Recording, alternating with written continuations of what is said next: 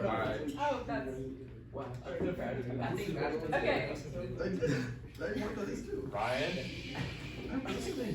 Wait till you start. Okay. Okay, so our group did the narrative structural analysis. And then Madeline worked on this with us, but she's not here to present it with us. Okay. Okay. So yeah, so this is basically the roadmap for our presentation. There's kind of 3 questions we're going to be answering. How does the story follow or deviate from typical structures? And we'll show those typical structures as well as compared to what we think this plot structure of the film was. What is the effect of the following or deviating from the structure? And what is the theme of the film and how is that theme constructed? So. Okay. So here's the basic plot structure that Mr. Rizal showed us before we started the film. And it's a really like black and white plot structure. There's rising action and one climax and then falling action. But there's also another one that a lot of films follow. It's called the 3-act structure, which involves a lot more complex like details within the rising action, such as like climax of act 1, midpoint, which we think that the Casino Royale film follows more closely, but it still deviates like from this. Yeah. Okay. So there's a couple things that, like a couple ways we thought like this specific 3-act plot structure kind of fit the film. So, one scenario was when in Act 1, like the setup was getting to the point of getting to the casino. So everything, chasing the guy in the construction scene, including going to that resort and stopping the bomb from the plane. All that was the setup. And then Act 2 was everything at the casino up until the chief's death. And then the descending action included the death of Vesper. Yeah, Vesper, and the building falling down and all that, and the money being transferred. And then We also thought one of the plot lines that the movie followed was their relationship, James Bond's relationship with Vesper, and then that would make like the climax of Act 2 her death, because that was like the most important part of that plot structure, of like the romance plot. And then like the midpoint, for example, would be when they find out that she was doing that thing with the money, and like the funds weren't going to where they're supposed to be going.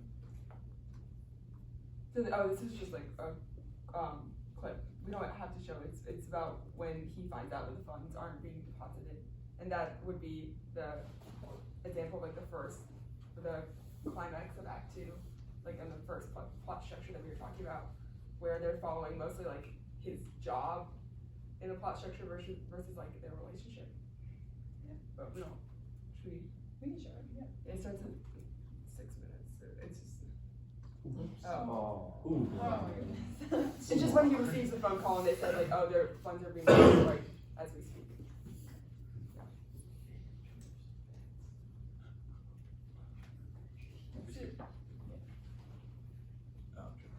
Okay, so then we thought that the contrast between that one plot structure with their relationship and the other plot structure following, the casino and the bankrupting scene of Lashif, right? Lashif. That kind of contrasts the idea of like work versus love. Like how much do you focus on like your job and like your goal versus like how much do you allow like your emotions to kind of shine through. So you start with how he kind of like seduced that girl to get to Demetrius, and that was all. I mean that was like love and like personal business, but it was also for the his own advantage and within like his goal as an operative. But then you see how he kind of gives up his work. He quits the organization by sending in that little email to be with Vesper, showing that maybe his love for her was more important than work. And obviously that didn't really work out, as we see with like that extra little twist at the end where she was the double agent and then she dies, and then he goes back to being a killer. Oh, yeah, I can talk about this. You wrote this, Samantha wrote this, but so another theme throughout is the character development of Bond, or not really or lack thereof, because it seems like maybe throughout the film he's becoming more like gentle and not as violent, but then it really seemed, like by the end, you realize that, like, he hasn't really changed because of the violent scene at the end, and then he's basically like just where he started, which was like as the agent. Because Vesper's dead. So yeah. Any questions? Okay. First question is, have you watched any other Bond films? Or Nah. did any research on any other Bond? Madeline has. So you said it kind of went with the three-act model. So what was the climax of Act 3? Because you gave us first, second. So the second being the death.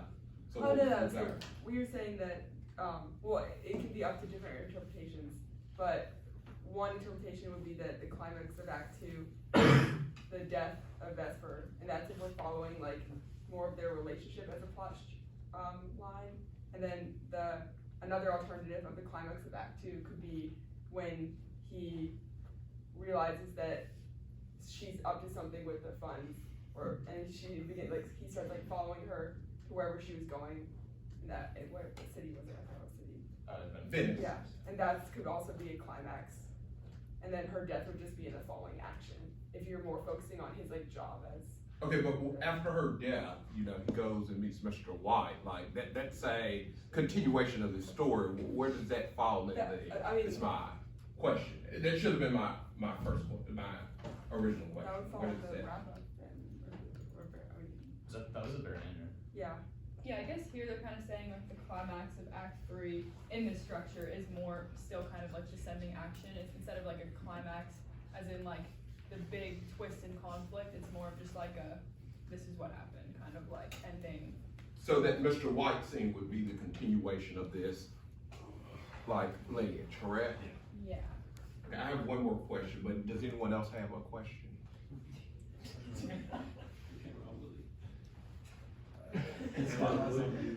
Oh, okay. So, do you all find it very interesting that in this tale there are two women who actually are the push and the pull of Mr. Bond, M and Vespa, like kind of pushing his action, unlike any other Bond movie before that or any other like tale? Like these are the women. Like at the end, she tells Bond, "Did you ever think why you were never killed at that game?" Vespa is the one who's pushing him towards action. So could that be kind of a theme of it? Like this is an individual who is just a killer being pushed and pulled by two forces, and even though this idea of masculinity is there, that actually two women are pushing him rather than in the old days two men who would be pushing him. The women are like not portrayed to have a lot of power because he like manipulates them, but like they kind of really do because of the actions that he takes seem to be like based off of them. And that could kind of go along with like the lack of his character development that we kind of noticed, the fact that like he really doesn't use his own like emotion, I guess, to spur his decisions, especially towards the beginning and then like towards the end. But then the fact that like he would do things for Vesper, that's I guess an important thing to note. Well, isn't it more intellectual though? Like, in other words, like M tells him to think, right? Think why you did not do this. Like, he is acting on just a killer. Like, you know, his base level brain to run out, kill people, or run out and achieve his X goal. He achieves X goal, but it is the women who tell him like, oh my goodness, you know, look at what you're doing. And they are the ones who actually see the devastation of what he does.